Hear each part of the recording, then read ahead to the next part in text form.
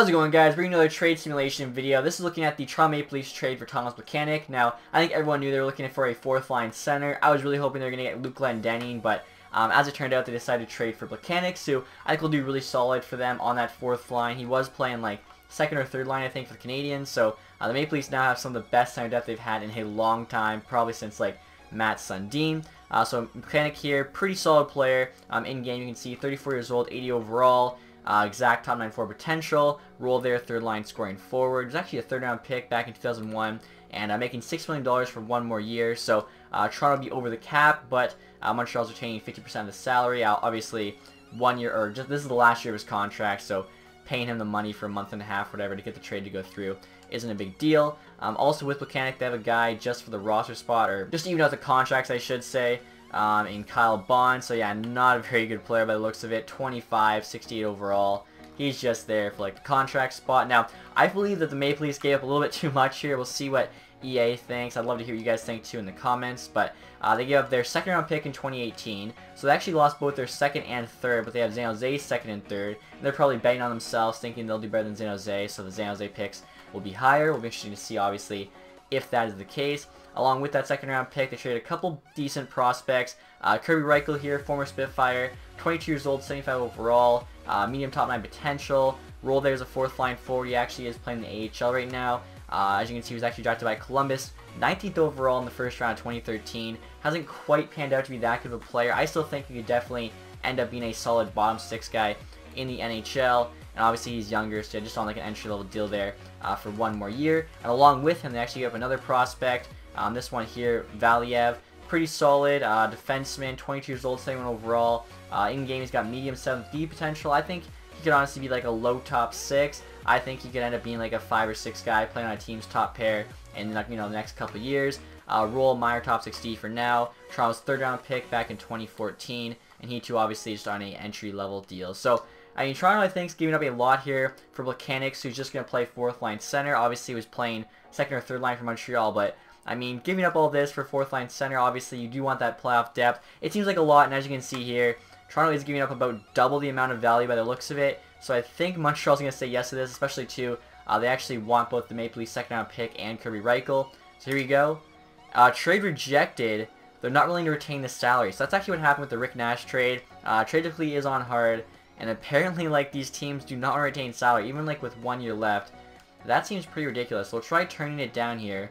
Although, I don't know if it's going to go through now due to the cap situation. 25% it still could go through. We'll see what they say.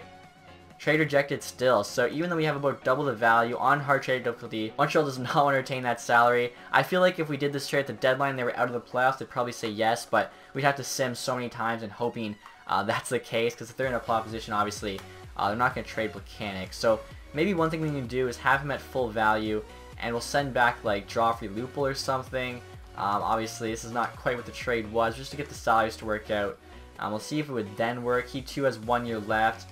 I think he's like, what, 75 overall? So, we'll try this. We'll see what Montreal says. They still say no, yeah, they don't want Lupul's contract. So, we'll try the trade now from Montreal's perspective and see what happens. Alright guys, we're now going to try the trade from Montreal's perspective. Plekanec at 50% with Bond for Maple Leafs second round pick in 2018. Reichel and Valiev. Now, as you can see there, the value's not too good for us. The one thing I don't like, when you're trying to trade for a player and have the team retain 50%, it makes them less likely to take the deal. But if you retain 50% on a player, it doesn't increase their value. Like, as you can see, right now I'm retaining 50% on Plekanec. If I turn it down to 0, the value is still going to be the same on my side. I feel like they should definitely fix that and make it, if you retain 50%, like, increases your player value. Because as you can see there, it hasn't changed one bit. So hopefully that's something maybe NHL 19 can change and make the trades a bit more realistic, especially for like these videos. But yeah, I'm pretty sure this trade is not going to go through, so that means both teams are going to reject. But like I said, I really like this trade for Montreal. Yeah, Toronto rejects there. They get a second round pick back. They actually now have 4 second round picks in this year's draft, which is kind of crazy. We'll see, I guess, what Bergevin can do with them. They're definitely like retooling. I don't think I'd call it a rebuild since they still have Price, Weber, Pacioretty for now. But definitely, they are trying to get younger, use those picks. Call up some guys, whatever. Plus, they get Reichel and Valiev. I think Reichel could definitely make like their fourth line next year at least. Valiev probably not going to crack the top 6 next year, but in a couple years maybe he could. And then obviously Maple Leafs get Plekanec, their fourth line center for this year. And again, that gives them a ton of center depth. So Let's see here. I'll just like do this trade to hopefully just give it. They won't even do it for just a second. I'm just trying to give away Plekanec here just to show you guys what the Maple Leafs center depth is going to be like with him. So one sec. Let me just do this. Take Plekanec off my hand. Alright, so they finally said yes there for the 7th round pick. And so as you can see here, their center depth is going to be pretty insane with Plekanec. They got Matthews, Kadri, Bozak, and then him as the 4th line center. I mean, you could even put Bozak at the 4th line, but I don't think that'd make a lot of sense. Him and JVR are kind of like the combo. You want them in the 3rd line. So Maple Leafs, you know, they're gearing up for their playoff run. Boston to the sink and Rick Nash. 2 of the 3 like heavyweights in the Atlantic. I think Tampa Bay is definitely going to do something. Very interested to see what happens for the rest of the trade deadline. If there's any big trades, big name players, I'll definitely make a video on it, so stay tuned for that. Other than that though, guys, that's it for the video. Hopefully you enjoyed it. If you did, leave a thumbs up. Thank you guys for watching. Have a nice day. Goodbye.